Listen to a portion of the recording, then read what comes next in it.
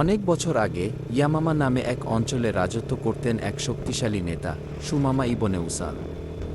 তিনি ছিলেন বনু হানিফাহ গোত্রের প্রধান, বুদ্ধিমান, সাহসী এবং দ্বিচেতা। আরবের অন্যান্য গোত্র মুহাম্মদ এর বার্তা শুনেছিলেন, কিন্তু সেই বার্তা তাকে রাগিয়ে দিয়েছিল। তিনি নবীর পাঠানো ইসলামের চিঠি পুড়িয়ে ফেলেন, এমনকি তাকে হত্যার পরিকল্পনাও করেন। একদিন রাস্তা দিয়ে যাওয়ার সময় মুসলিমদের একটি দল সুমামাকে ধরে ফেল।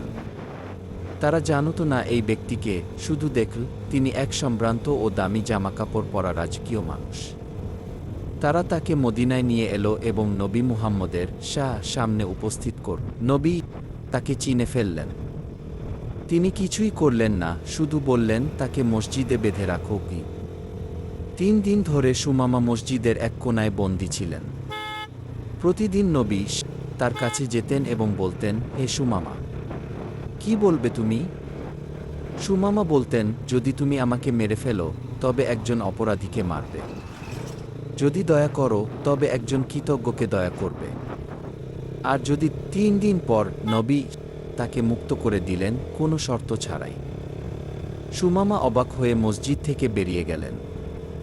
কিছু দূর গিয়ে একটি খেজুর গাছের নিচে থেমে গেলেন, গোসল করলেন।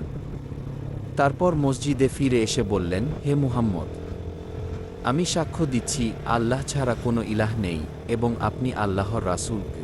সুমামা বললেন, দুনিয়ার মধ্যে 3টি জিনিস ছিল যেগুলো ছিল আমার সবচেয়ে অপছন্দের, আপনার মুখ, আপনার ধর্ম আর আপনার শহর।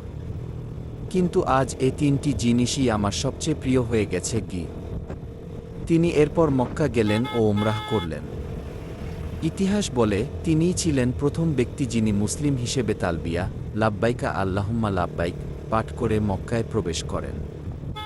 তিনি ঘোষণা করলেন, আমি ইয়ামামা থেকে মক্কায় এক দানাও শস্য পাঠাব না যতক্ষণ না কুরাইশ ইসলাম গ্রহণ করে। মক্কা তখন খাদ্য সংকটে পড়ল। তারা নবী ঈসার কাছে চিঠি পাঠিয়ে অনুরোধ করল। নবী ঈসা বললেন, সুমামাকে বলো অবরোধ তুলে নাও।